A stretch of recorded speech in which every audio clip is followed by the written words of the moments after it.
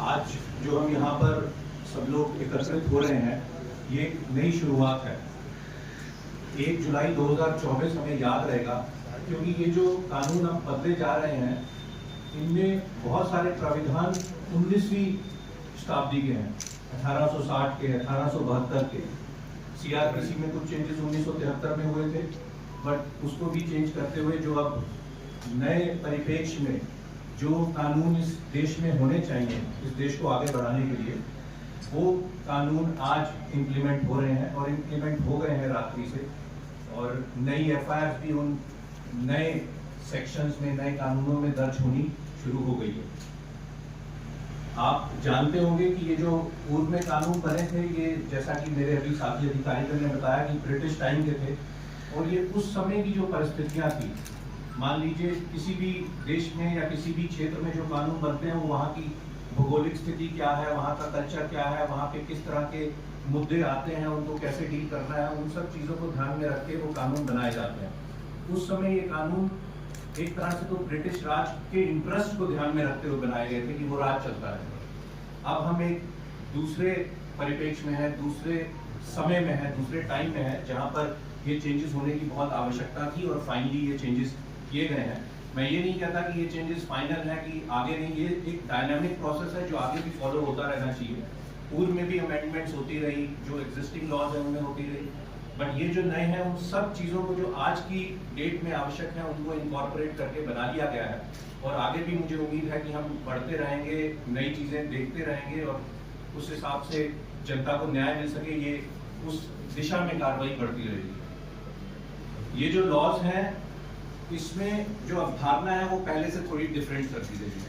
पहले उद्देश्य होता था दंड देने का, अभी भी क्राइम होगा तो दंड तो उसके साथ रहेगा, परंतु मेन फोकस आधार था दंड देने का। अब मेन फोकस है कि सुधार कर सके, न्याय दे सके। और उसमें भी जैसे कि अभी ACP साहब ने भी बताया कि कैसे कम्युनिटी सर्विस को भी इंक्लूड किया गया है। तो कुल मिला के ये है कि हम दंड को अपना बेसिस ना मानकर हम न्याय को, जस्टिस दिलाना अपना आधार बनाए। और इसमें नए कानून में न्याय को, समानता को, निष्पक्षता को, इसको हाईलाइट किया गया कि ये हमारे गाइडिंग प्रिंसिपल्स होंगे जिनके आधार पे ये कानून बनाए गए हैं और इनको इम्प्लीमेंट किया जाएगा। जहां तक चेंजेस की बात है, अब आवश्यक है कि सबको उस चीज की जानकारी हो। मैं समझता हूं कि धाराएं तो अभी जो पुलिस के भी कर्मचारी, अधिकारी होंगे, सारे उन धाराओं को नहीं जानते होंगे, बट जो मुख्य चीजें हैं जो जनता आती है कि मेरा ये मुकदमा था, इसमें कार्रवाई नहीं हुई, वो चेंजेस धीरे धीरे से जनता तक पहुंचाने आवश्यक हैं, जिसकी आज एक शुरुआत है कि आप लोग भी इसमें हिस्सेदार बनेंगे और इसको आगे पहुंचाएंगे। अब 302 हत्या की बात करते थे, वो 103 हो गया। चोरी 379 सबको मालूम होता था, वो 303 हो गई। बलात्कार 376 कहते थे, 64 हो गया। तो ये धीरे धीरे सब लोगों को इसकी जानकारी होगी, बट खासियत क्या है, किस तरह से अब न्याय प्रणाली में चेंज लाना है, वो ज्यादा इम्पोर्टेंट है। तो इसमें जो मुख्य तौर पे मैं ये कहना चाहूंगा कि इसको पब्लिक सेंट्रिक करने के लिए बनाया गया, पीपल सेंट्रिक करने के लिए, कि जनता जो है उनके हितों को ध्यान में रखा जाए। बहुत सारी प्रोविजंस उस हिसाब से डाली गई हैं कि जनता को सुविधाजनक हो। अब जैसे FIR लेने से ही, हम FIR दर्ज करने की बात से ही अगर शुरुआत करते हैं, 0 FIR कई क्षेत्रों में पहले भी होता था, कई डिस्ट्रिक्ट्स में, स्टेट्स में, बट वो एट डिस्क्रिशन हो जाता था। अब उसको लॉ में मैंडेटरी कर दिया गया, 0 FIR। अगर कहीं और के क्षेत्र में कोई घटना हुई है, आप उस क्षेत्र में नहीं पहुंच सकते हैं किसी कारणवश, तो आप स्थानीय थाना पे जाके भी एक 0 FIR दर्ज करा सकते हैं, जो फिर वहां पर ट्रांसफर होकर वहां पर इसकी इन्वेस्टिगेशन हो सके। E-FIR को भी मैंडेटरी कर दिया, इलेक्ट्रॉनिक फॉर्म में FIR। जरूरी नहीं है कि थाने पे पहुंचकर फिजिकली प्रेजेंट होकर आप अपनी शिकायत दर्ज कराएं और FIR दर्ज हो, E-FIR के रूप में भी दर्ज किया जा सकता है। FIR की फ्री कॉपी को भी देना मैंडेटरी कर दिया गया। जैसे कि बताया कि इन्वेस्टिगेशन जब होगी तो पब्लिक को ट्रांसपेरेंसी रहे, पता रहे कि इन्वेस्टिगेशन में हुआ क्या है। अभी लोग आते हैं, जानते हैं कि भाई हमने FIR दर्ज कराई थी, हमें नहीं मालूम है क्या है।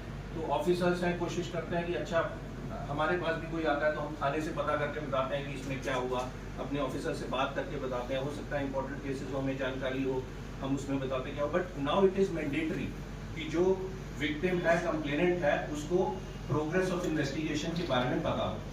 और ट्रांसपेरेंसी का एक और लेवल ये भी है कि ट्रायल चल रहा है, ट्रायल में मुकदमे को किसी वजह से वापस लिया जा रहा है, विड्रॉल ऑफ प्रोसिक्यूशन जो होता था कुछ केसेस में, कुछ मापदंड जो वो केसेस पूरा करते थे और कुछ सर्कमस्टांसेस में, उनमें भी विक्टिम जो है, जो कंप्लेनेंट जो है, उसको बिना सुने कोर्ट को वो डिसीजन नहीं लेना। तो ये ट्रांसपेरेंसी इसमें है कि विक्टिम को सुना जाए, कंप्लेनेंट को सुना जाए, उसकी बात सुनने के बाद ही ये निर्णय लिया जाए कि ये प्रोसिक्यूशन विड्रॉल के लायक केस है कि नहीं।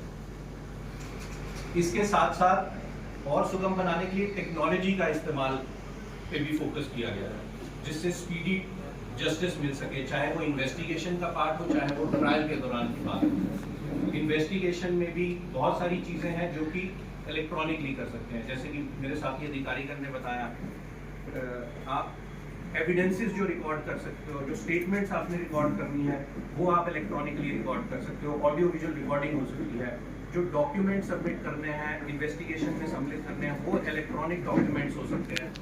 ये व्यवस्थाएं भी उसमें की गई हैं, जो टाइप हो सकती है, फास्ट हो सकती है, बयान लेने की व्यवस्था है, इलेक्ट्रॉनिक बयान, इलेक्ट्रॉनिक अपीयरेंस। आपके जो ट्रायल्स चल रहे हैं उसमें जो अपीयरेंस है, जरूरी नहीं है कि फिजिकल अपीयरेंस को कोर्ट में जाके एक व्यवस्था बनाई जाएगी।